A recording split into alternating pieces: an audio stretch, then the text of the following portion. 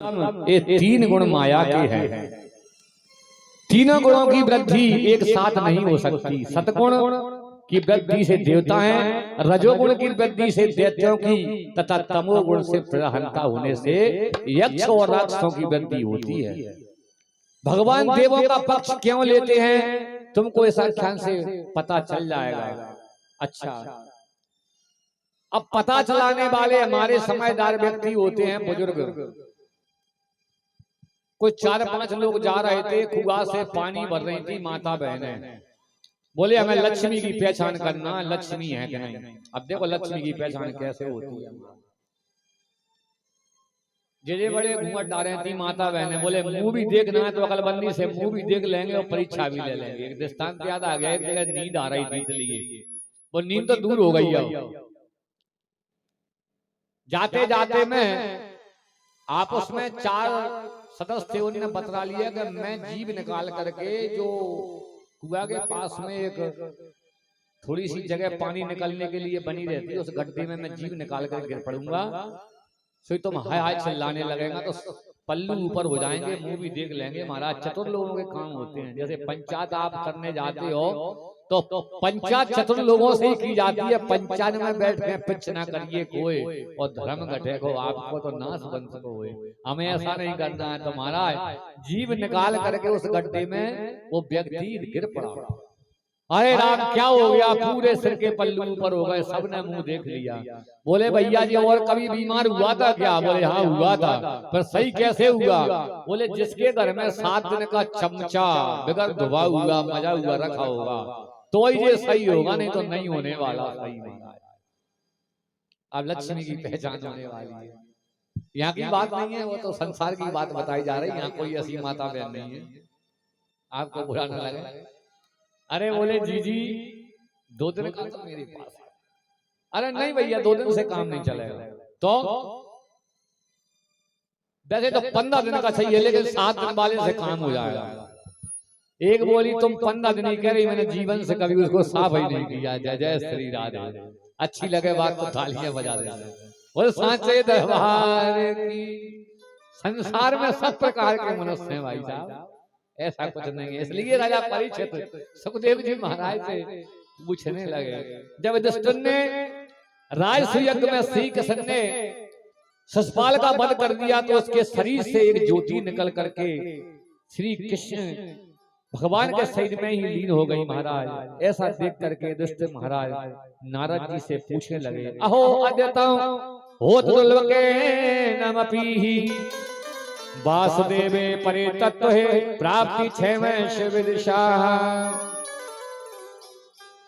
अच्छा, नारद जी कहने लगे, गोपा कामोदो कंसो देशा नपाह संबंधात विष्णुः स्नाध्यम भक्त्या वयं विभो। हे राजन, जो भगवान को जिस भाव से भजता है भगवान उसे उसी प्रकार में प्राप्त हो जाते हैं। अच्छा, गोपियों ने काम से, कंस ने भय से पुकारा, शिशुपाल ने आदि राजाओं ने द्वेष से पुकारा, यादवों ने रिश्तेदारी से, आप लोग स्नेह से और हम लोगों ने भक्ति से भगवान को प्राप्त कर लिया है। शिशुपाल द्वेष करता था।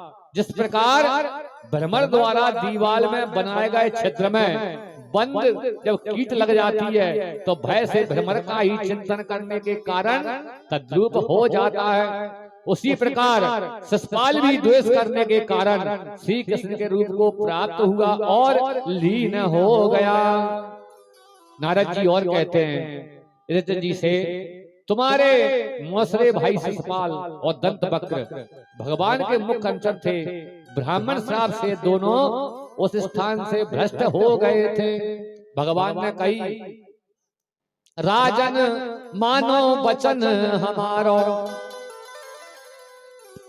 कौन सा वचन?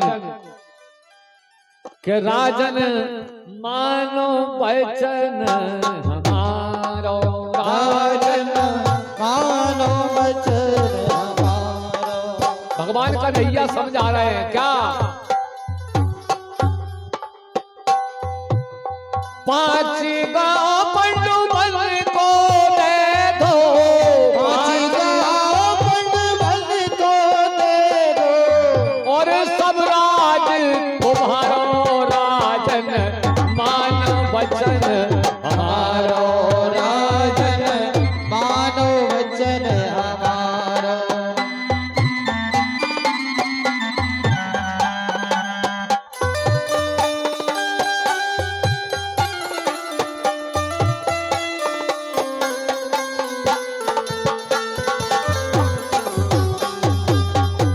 भगवान ने धा दक्षिण दिशा रावणपुर नगरी गौड़ देश बंगाल। दक्षिण दिशा रावणपुर नगरी गौड़ देश बंगाल। और दक्षिण दिशा में रावणपुर नगरी गौड़ देश बंगाल।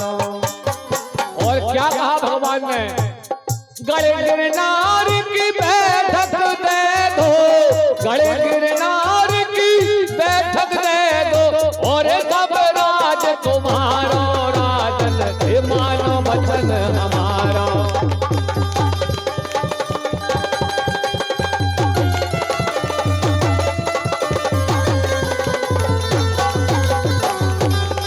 पांच गांव पंडुबल को दे दो, पांच गांव पंडुबल को दे दो, और सब राज तुम्हारो राजन मानो वचन हमारो। राजन मानो वचन हमारो, राजन मानो वचन हमारो। फिर क्या किया, भीषम द्रोण करण दुर्योधन सब मिल मतो विचारो।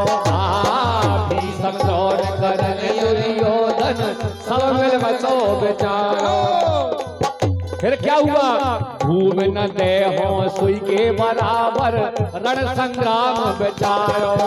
भूमि नहीं देंगे सुई के बराबर, तुम गर्ण गिरनार की बैठक मांग रहे हो। और छत्री कुल को मरम न जाने, छत्री कुल को मरम न जाने, और कोई हारो कोई जीतो राजन हे मानो वचन हमारा। राजन मानो वचन हमारो।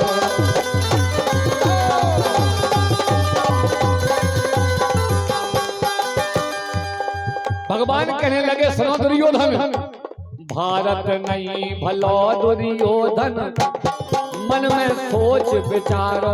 भारत भला नहीं है, भारत का मतलब होता है लड़ाई होना। भारत भला नहीं दुर्योधन मन में सोच विचारो।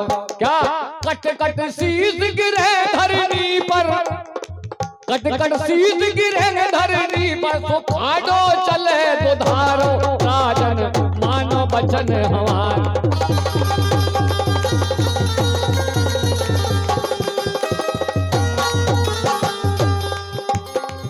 खाड़ा कहते हैं, खाड़ा चले तो धारो, कटकट शीश गिरेंगे धरनी पर। महाराज महाभारत यहीं से शुरू हो गया। भगवान कन्हैया समझाने गए थे लेकिन समझ में नहीं आया।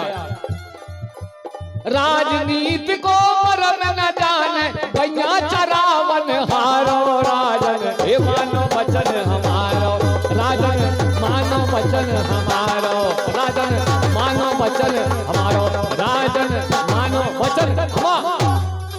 बोल गोविंद भगवान की जय हो। भगवान समझा रहा है लेकिन ताको दुख दालन कर देइयो ताकि मती पहले कर लेई। महाराज एक माता बहन थी, दृष्टांत याद आ गया। वो तो जागी था, बात फिटिंग है भगवानी के पास। जिस काम की मना करते थे उसी काम को करती थी। राज हट बाल हट उत्तरिया हट। बोले हमें ससुराल नहीं जाना है, बोले ससुराल तो हम जाएंगे। भाई विपक्ष में बात करती थी वो। बाने का छुटकारा कैसे पाए, बोले गंगा जी में पार नहीं करना है। बोले गंगा जी में पार करेंगे। गंगा जी में गई सुई जैसी राधे हो गई। महाराज दो शब्द में समझ में आ जाती है, चाहे तो 1 घंटा कह लो, चाहे महाराज एक शब्द में समझा लो। जैसे हनुमान जी महाराज ने ये दृष्टांत वहां भी फिट होता है। कहां, राम दूत में माते जाने की, में माते जाने की,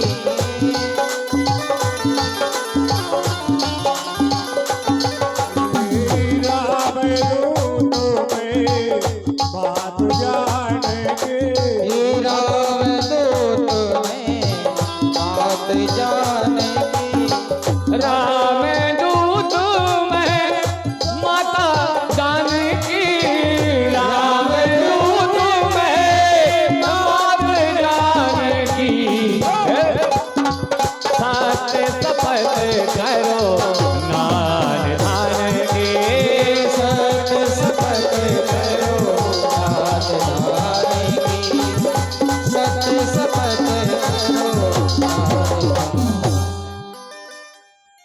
जी महाराज ने सोचा रावण दशकंधर ने मैया को छल करके ले आया है, तो मैया को विश्वास नहीं होगा कि हनुमान जी का भेष हो सकता है किसी राक्षस ने बना लिया हो। इसलिए हनुमान जी ने समाचार देने वाला कैसा चाहिए 2 मिनट के अंदर में समझ में आ जाए।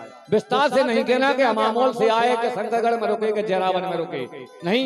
रामदूत में मात जानकी और सत्य शपथ करना सौगंध खा के कहता हूँ मैया मैं राम जी के चरणों का सेवक हूँ। मैया को तुरंत विश्वास हो गया, क्योंकि वैसे विश्वास नहीं होता, क्योंकि मिले सुंदर सामरो करुणान धान सुजान शील सने जानत रावरो, यही भांत गोर सी सुनसिया सहदिया सिकली तुलसी भवानी पूज पुन पुन मुदित मन मंदिर चली। पार्वती ने आशीष दिया था मिले सुंदर सांवरो करुणान धान। करुणाधान किसने नाम रखा था? मैया पार्वती ने। हनुमान जी महाराज जानते थे करुणाधान नाम, मैया जानती थी, हनुमान जी महाराज जानते थे और नहीं जानता था। इसलिए कहता है मैया करुणाधान की सौगंध खा के कहता है सही माता को विश्वास हो गया। बोले हनुमान जी महाराज की जय। समझ में आना चाहिए एक एक बात तो है बात। इधर महाराज हिरण्यकश्यप तब करने लगा, हिरणाक्ष को 12 रूप रख करके मार दिया था। तब उसकी स्त्रियां माता आदि करण स्वर होते हैं रोते हुए स्वर में, बिलखते हुए स्वर में करण रस कहते हैं, विलाप करने लगी। तब हिरण्यकश्यप ने आकर के धैर्य बढ़ाया कि तुम जिसके लिए विलाप कर रही हो वह वापस नहीं आ सकता है। अच्छा, एक सहजा नाम की लड़की थी, कथा तो यहीं से ले लेंगे। उसने ना तो नहाया था महाराज, नहाने से कुछ नहीं होता, जैसे हम तिलक लगाने से भी कुछ नहीं होता, मन की शुद्धि आत्मा से होती है। सहजा सुबह सुबह खिड़काई में खड़ी है, संत उसके दरवाजे पर आ गए, लेकिन धन्य उस सहजा के लिए क्या बहुत बढ़िया काम किया। माता पिता ने एक नथनी उसको विवाह में दी थी, केवल गरीबी सौदा था। सुन लो तुम स्वामीनाथ, संत कहने लगे हे बेटी हमको भोजन करना है। एक परीक्षा थी वो तो माता बहन की। राम कहो राम कहो राम कहो भाई जा बेरा हो भाई।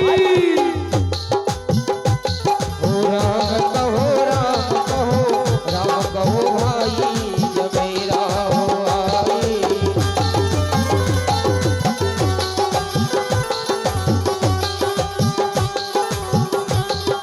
राम कहो राम राम का स्मरण करने लगी सहजा, उसका नाम था। अब मैं क्या करूं? इसका अर्थ है अब मैं क्या करूं?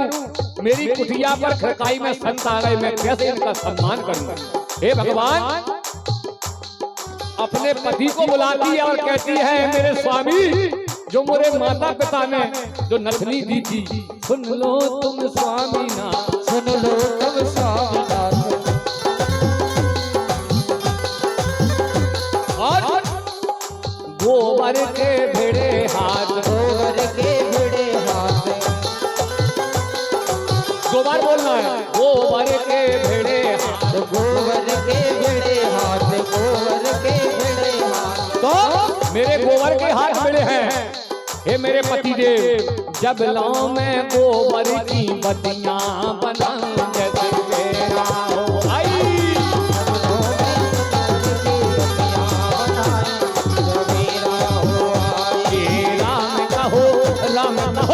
राम कहो भाई जा मेरा हो आई। राम कहो राम कहो भाई जब मेरा हो आई। जब तक मैं गोबर की बत्तियां बना लूं, जब तक आप एक काम करो। बोले क्या करें? सुन लो तुम स्वामीनाथ, सुन लो तुम स्वामीनाथ, सुन लो तुम स्वामीनाथ। गोबर के भिड़े हाथ, गोबर के भिड़े हाथ, गोबर के गोबर के भिड़े हाथ। अपने हाथन से तुम नथनी उतारी जा बेरा हो आई। अपने हाथन से नथनी उतारी जा बेरा है आई।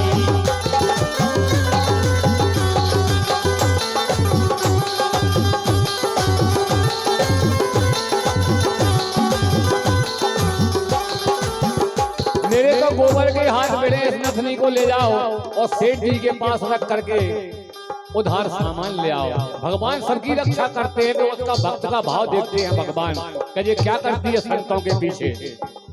वो तो भगवान ने उसकी परीक्षा ली, सहजा की नाया नहीं था। सुन लो तुम स्वामीनाथ, सुन लो तुम स्वामीनाथ, गोबर के भिड़े हाथ, गोबर के भिड़े हाथ, सुन लो तुम स्वामीनाथ, सुन लो तुम स्वामीनाथ, गोबर के भिड़े हाथ, गोबर के भिड़े हाथ, बनिया के जाके जो नथनी धराई जावे राहो आई। बनिया लो जाके नथनी धराई जवेरा हो आई। राम कहो राम कहो राम कहो भाई जावे राहो आई। राम कहो राम कहो राम कहो भाई जवेरा हो आई। राम कहो राम कहो राम कहो भाई जावे राहो आई। राम कहो राम कहो राम कहो राम कहो मेरा जो आई। क्या किया? इधर में भगवान ने उसके पति का रूप बना लिया और भगवान खिड़काई में आते हैं सामान लेकर के संतों के लिए। अरे सहजा, अरे पतिदेव आप इतनी जल्दी? एक हाथ में नथनी लिए हैं भगवान बिल्कुल जैसे की तैसे और सामान लिए हैं। अरे सहजा, बनिया ने सामान उधार दे दिया, नथनी धरने की जरूरत नहीं है। तो फिर कहने लगी सहजा, क्या कोई नकोटन लगा हुआ था, गोबर के हाथ गिरे थे। अरे सुन लो तुम स्वामीनाथ, सुन लो तुम स्वामीनाथ, गोबर के भिड़े हाथ, गोबर के भिड़े हाथ, क्या करो अपने हाथन से तुम नथनी पहराई जबेरा हो आई। अपने हाथन से तुम नथनी पहराई जवेरा हो आई।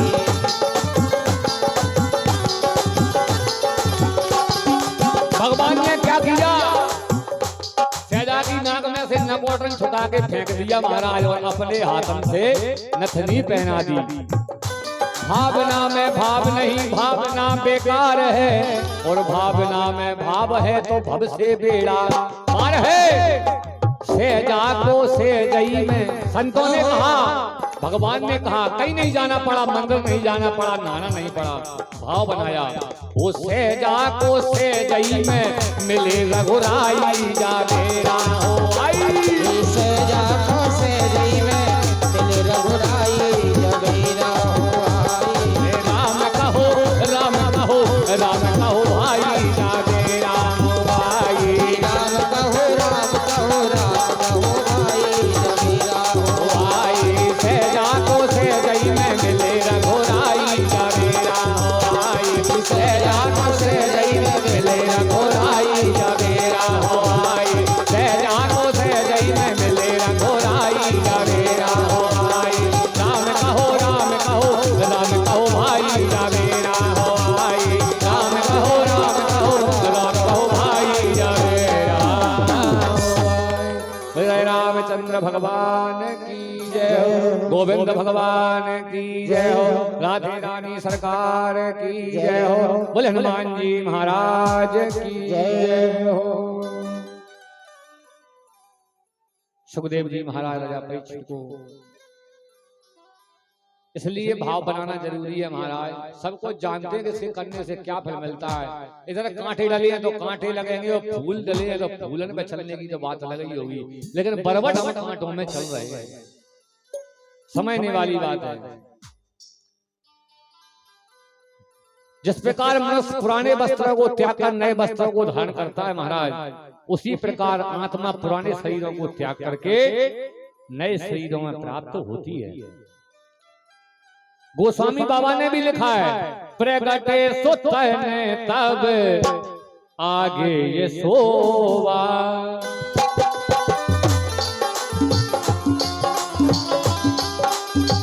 मैं नहीं कह रहा कि मैं चौपाई बना रहा हूं, गोस्वामी बाबा लिख रहे हैं इस बात को। प्रगटे सुत ने तब आगे ये सोवा।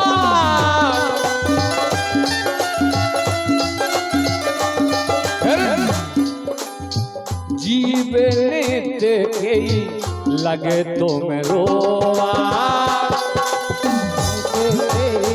लगे तो रोवा। गीतों में हो। जैसे शरीर जैसे वस्त्र अपन नित्य बदलते हैं, इसी प्रकार से महाराज पुराने वस्त्रों को बदलते, इसी प्रकार से अपनी आत्मा भी बदलती रहती है। जीव इस माया के वशीभूत होकर के भ्रमित होकर के अपने लक्ष्य से महाराज भटक जाता है। का आत्मा का परो बात सुई पारक एवं सुराप बनी से नहा बिना ज्ञाने न देना। महाराज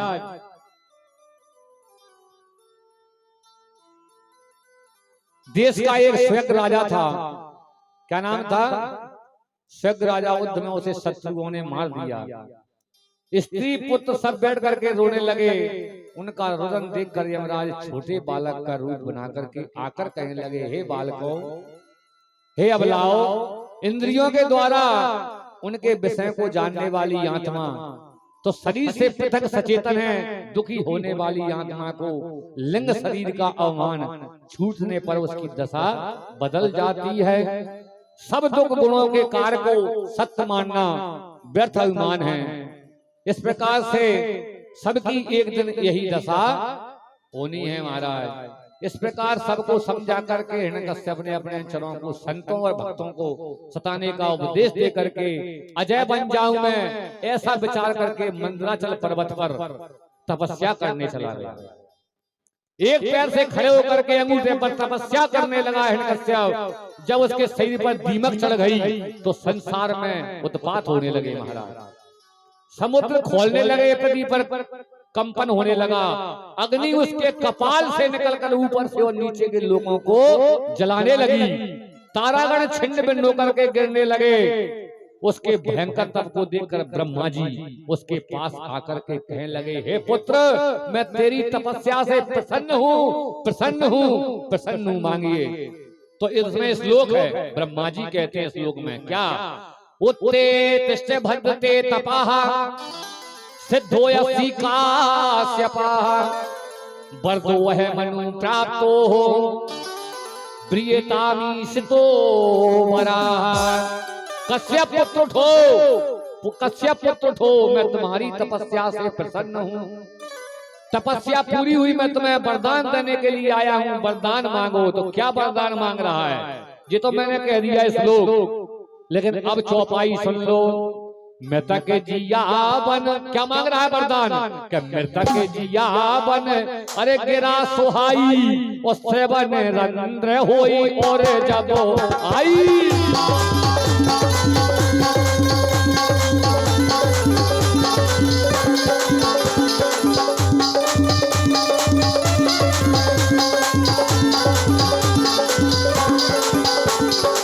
मृतक जियावन, मैं मरू नहीं महाराज, ऐसा वरदान चाहिए। आज तो फंस गए ब्रह्मा जी भी। मैं मरू नहीं, लेकिन कैसे भी नहीं मरू वो भी आपको बता देता हूं।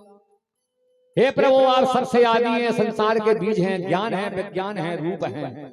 जो प्राण इंद्रिय मन बुद्धि आपकी विकारों से कार्य ग्रहण करते हैं, आप अंतर्यामी हैं। आपको मेरा बार बार कोटि प्रणाम है, नमस्कार है। यदि आप मुझे वरदान देना चाहते हैं तो क्या कहने लगे? नात्री भैदवा नग्न मनसादपि चाय दई और ना भूमो ना मरे मृते नरे नाम मृगे रपी। ऐसा वरदान मिले क्योंकि कठिन तपस्या की है मैंने। नारद जी कहते हैं, युधिष्ठिर महाराज, वरदान कैसा प्राप्त किया? आकाश में ना मरूं, पाताल में ना मरूं, अस्त्र से ना मरूं, वस्त्र से ना मरूं, नारी से ना मरूं, नर से ना मरूं। महाराज ऐसा वरदान देखो, दिन में ना मरूं, रात में ना मरूं, देवता से ना मरूं, राक्षस से ना मरूं। अब भगवान क्या करेंगे महाराज? अपन क्या देना, लोण का महीना। लोण का महीना किस लिए बनाया है? लोण का महीना है सबको मारने के लिए भगवान ने बनाएंगे। जब पहला चित्र आपके सामने श्रवण कराया जाएगा, उसी का ये लोण का महीना पड़ता है महाराज, हमें ज्ञात होना चाहिए। अच्छा, अब जी आगे की कथा आपको सुनाई जाएगी। ऐसा कुछ वरदान मांगने के बाद में विश्राम होगा, अपनी अपनी घड़ी देख लो महाराज।